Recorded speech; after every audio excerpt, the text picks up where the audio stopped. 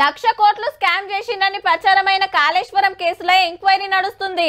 Yadadri thermal power plant ఛత్తీస్గఢ్కి వెళ్లి current కొనుల్లో 100 కోట్లు గోల్మాల్ జరిగిందని ఆ కేసులో విచారణ చేస్తున్నారు.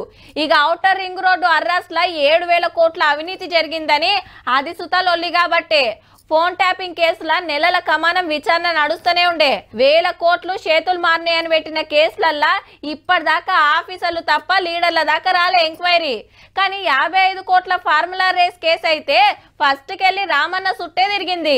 మరి అలా ఏం నడిచిందంటే దగ్గర 7 గంటల ఏసీబీ ఎంక్వైరీ తర్వాత ఆఫీసులకు వెళ్లి బయటకు వచ్చిండు రామన్న. పొద్దుగాల 10:30కు లోపలికి పోతే పొద్దుముకు 5 దాకా నడిచింది.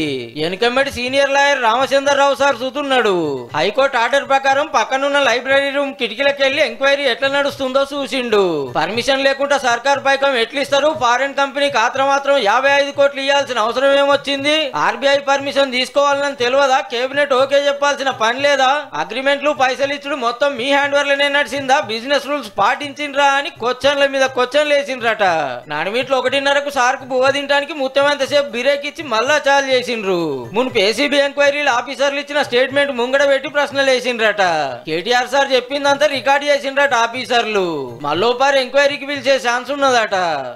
ఇదొక చెత్త కేసు, ఇందులో విషయమే లేదు. మీరు అసలు ఏం చేస్తున్నారో కూడా ఈ ప్రభుత్వ ఒత్తిడిలో మీకే తెలియదు. పూర్తి స్థాయిలో అసంబద్ధమైన కేసు అని కూడా వాళ్ళకి చెప్పాను. ఏసీబీ ఆఫీస్కి వెళ్లి చక్కగా బీఆర్ఎస్ భవన్కి వచ్చిండు రామన్న. గేట్ కాడికి రాగానే కార్యకర్తలు గిట్లు ఎదుర్కొన్నారు. అయితే కేసు కొట్టేయాలని కేటీఆర్ సార్ దేశం పెద్ద కోర్టులకు క్వాష్ పిటిషన్ వేసి ఎమ్మటే విచారణ చేయాలని కోరితే కోర్టు ఒప్పుకోలేదు. ఈ నెల 15 నాడు విచారణ చేస్తామని చెప్పిండు జడ్జి సారు.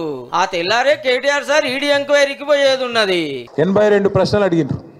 కాకపోతే పాడిందే పాటరా అన్నట్టు అడిగిందే మళ్ళీ అడుగుడు తప్ప కొత్త విషయం ఏం లేదు. మీరు ఎన్నిసార్లు పిలిచినా ఎన్నిసార్లు రమ్మన్నా వస్తా.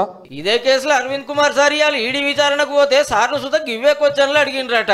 మొత్తానికి ఇవాళ కార్ రేస్ కేసు పొద్దుటి సంది 4th గేర్ మీద నడిచి పొద్దుముక బిరేకులు పడ్డాయి. ఇక మళ్ళొచ్చే బేస్తారు ఉన్నాడు ఎంక్వైరీ రేస్ ఎట్లా నడుస్తుందో.